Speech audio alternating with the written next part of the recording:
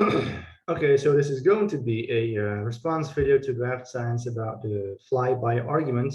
This is not going to be a total video in the sense that I have figured it all out.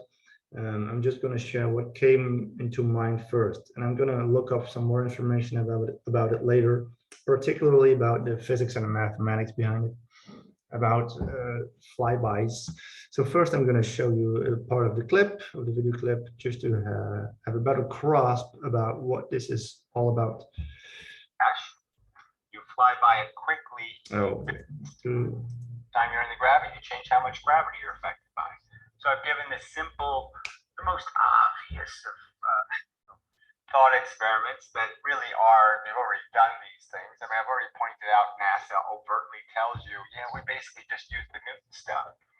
All right, now it's just a simple little flyby argument. You fly by a gravity well. You fly by it slowly, you crash. You fly by it quickly, you barely get even moved. Yes, I can perfectly understand that. If I have an object and it has zero velocity and I let it drop, it will fall into a straight line down to the Earth, to the source of gravity. If I throw it, it will have another pathway and it will take more time. It will be up in the air a longer time, and it will take a longer time before it will fall onto the surface of the Earth. If I can throw it with so much energy, with enough energy, maybe I can throw it such that it will escape the gravitational pull and it will fly out into space. And it will no longer be bent by the gravitational pull. So I can understand the slower an object is, the more it is affected by gravity, and the more it will be bent and fall into it. The faster it passes by the gravitational pull, the less it will be bent.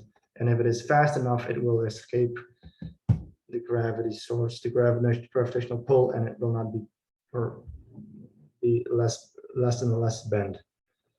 So yes, I can understand it perfectly well. So the less time you're in this, so we just call this the gravity. So just draw this and explain how it works. Because if I'm gaining more and more energy by being exposed to this force, the force is the same, you're saying. Doesn't matter how much time I'm in it, just matters that I travel through it. Then this velocity should increase if I don't bend. If I don't bend, this velocity has to increase. It doesn't increase. All right, so the most practical example of this is gravity assist. Gravity assist, so they make use of the gravitational pull to accelerate satellites. For example, the Voyager 1 and 2. Here we have an animation of the Voyager 2 passing by planets, and we can see how its pathway is being bent and how it accelerates. So the Voyager in this case is the purple line we have to follow. So first we have to wait until the animation is going to replay. So now it passed by Neptune. So it starts from the Earth, obviously.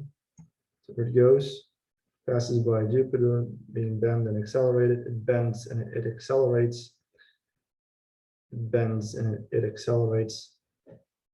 So of course, in this case, each planet has a certain trajectory. They are in orbit, moving a certain way. So let's say this is the planet. This is a planet moving in that way, in that kind of orbit. And this is the Voyager moving like that. If the Voyager is going rather slow, it will.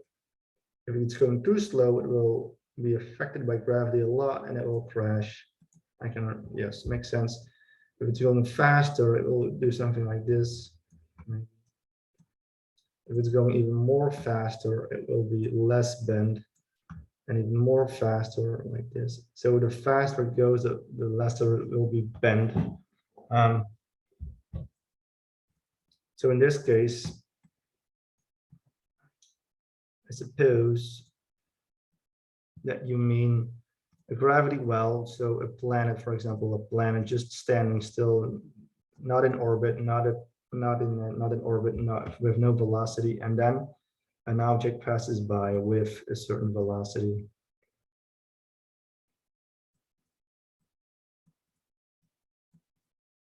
question is, so if this object is affected by the gravity well, yes, then it will bend. The pathway of this object will bend. And it will bend a lot more the slower it gets. The faster it gets, the less it will be bent. So the question is, if it is not bent, so if it is bent and if it is affected by the gravity, it will gain velocity. It will come out faster because of the gravitational pull. So the question is, if it doesn't bend and it keeps going in a perfectly straight line like this, well, then to me, it is not affected by the gravity. Then it's not affected by the gravity at all. If it is affected, it will bend. Even if it's only a little bit, it will bend. But if it's not bent and it keeps going, it's not affected by the gravity. And so it also will not gain speed. That's what I think. If it's not affected, it will not bend and it will not gain speed. The velocity will stay the same. It will not increase. If it is affected, it will bend and it will have some effect on the velocity. So that I can understand, but maybe I'm wrong. So as you can see, I'm agreeing with Gary. I'm agreeing with Graft Science in this sense. Now, of course, I know, Gary, this is within the context of kinetic energy, but that will be for another video, the more mathematical aspect of it. But for now, intuitively, it seems to me that yes, if it is not affected, if it keeps going to a straight line, then it's not affected by the gravity and it will not increase velocity or it will not decrease. It will just stay the same. So, okay, so to my subscribers, if you disagree, please let me know and put it in the comment section. I'd like to know. That's it. The first part of the flyby argument as a response video.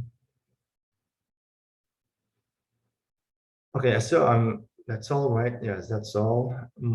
More to come. More to come.